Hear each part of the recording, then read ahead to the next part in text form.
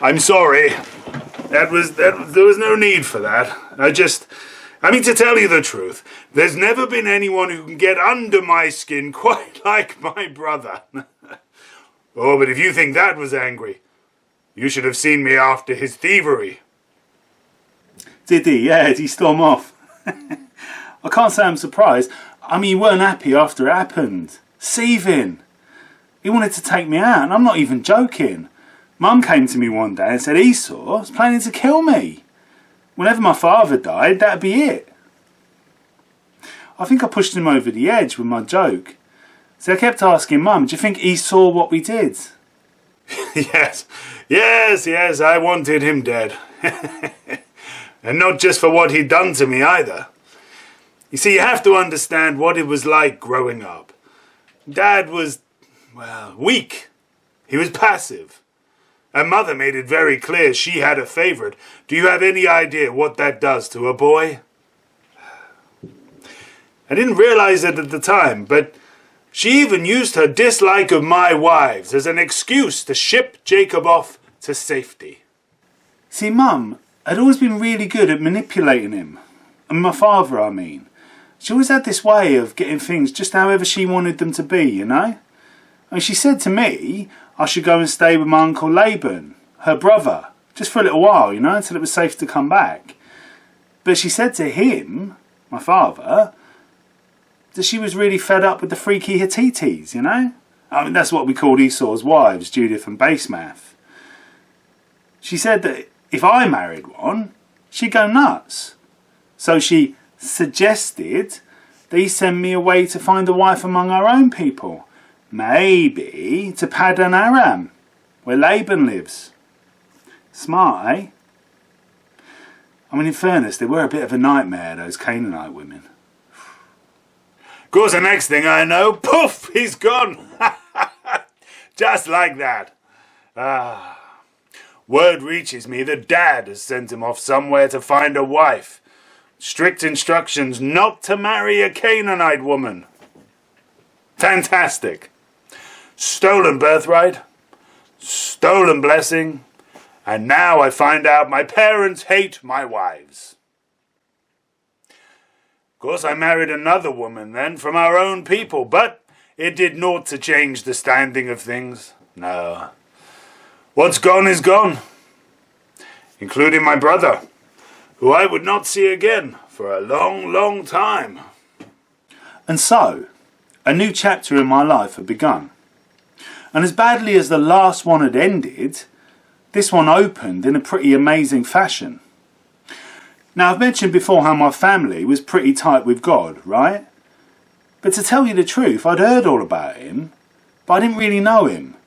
I mean, I'd never met him, you could say. But all that was about to change. So, it's sundown, right?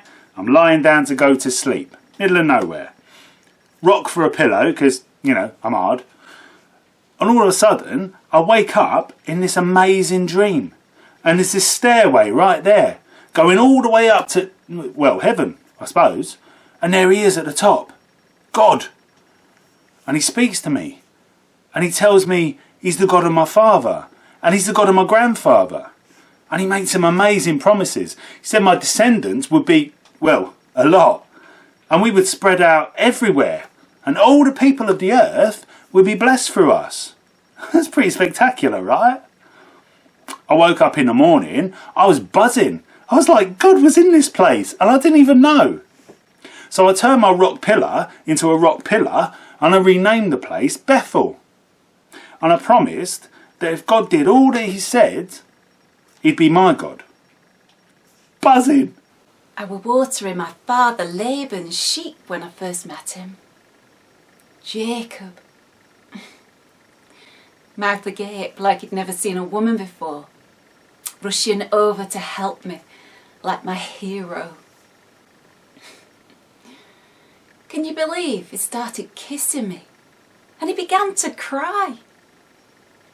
I wondered where this crazy fool had come from, till he told me he was Rebecca's son.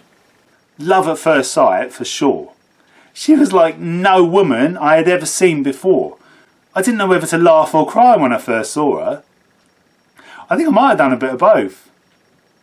Anyway, she ran off to get her dad, and he was over the moon to meet his nephew. Naturally. He'd been staying with us for about 4 weeks, I guess. Daddy told me to show him the ropes with shepherding, but he already knew what he was doing. It didn't take long before I knew there was something about this boy. I'd get butterflies every time I saw him. And the feeling was clearly mutual. I'd stayed there for about a month when my uncle says, "I won't have you work for me for free." He liked these grand pronouncements for some reason. "I won't have you work for me for free. Name your wages." Well, of course, I named Rachel. He said he'd work 7 years in return for my hand in marriage. Though I could tell by the look on her face, she wasn't happy. Why should it be her? How was that fair? It could have just easily have been me he saw first. And anyway, it would have been shameful when my younger sister married off before me. So I reminded Daddy of that regularly for 7 years. Those 7 years flew by, and in no time at all the day arrived. My wedding day.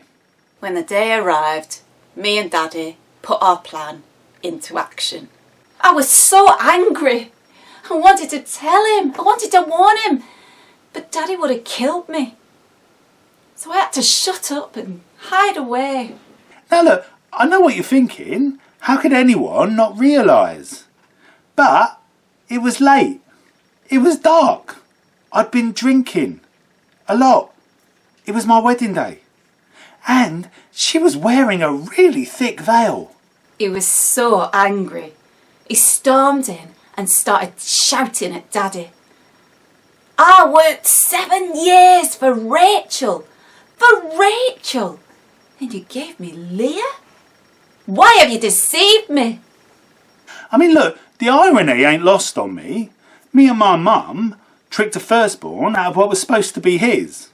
Now, firstborn Leah and her dad have tricked Rachel out of what was supposed to be hers. Me. I get it. Funny. I knew he wouldn't be ecstatic, but I thought he'd come to terms with it eventually. Would grow to love me. But instead, Daddy offered him Rachel in return for another 7 years. Now I felt betrayed. That wiped the look off her face. So, see out the bridal week and Rachel was mine. Now those first 7 years might have flown, but let me tell you, those 7 days, they dragged. But finally, the day arrived. Finally, we could be together. Any hope of being loved was gone. It was perfect. It were heavenly. It were lonely. And then, the descendants started. The Lord saw that I was not loved, and he blessed me with a beautiful son. Reuben. And then another. Simeon. And again. Levi. Oh, and again. Judah. I was so angry. So jealous. Why was she able to conceive and not me? Do you know, Rach actually screamed at me. Give me children or I'll die. Like I'm God. So, she gives me a maidservant to have children with. Pregnant by proxy. Because that always ends well. Right, Grandma? So Bilhah carried a child for me. Dan? And then another one. Naphtali. Well, if she can do it, then so can I thought. So I insisted that Jacob take my maidservant also. What was I supposed to do? Zilpah soon caught and gave us a son. Gad. And then again. Asher. I still had all the power though.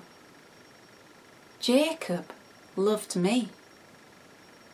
I wanted my sister's mandrakes, and all I had to do was trade time with our husband for them. so desperate. I came back from the field. The lovely, quiet, peaceful, childless field. And I was told I had to spend the night with Leah. Apparently I was currency now. That night, God blessed us again, and I conceived a son. Issachar. And then once more, Zebulun. and then a daughter. Dinah. And then finally, after years of crying out, the Lord listened, and I gave birth to a son. Joseph. 14 years.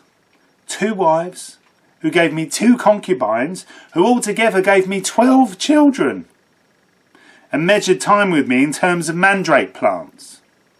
Happy families!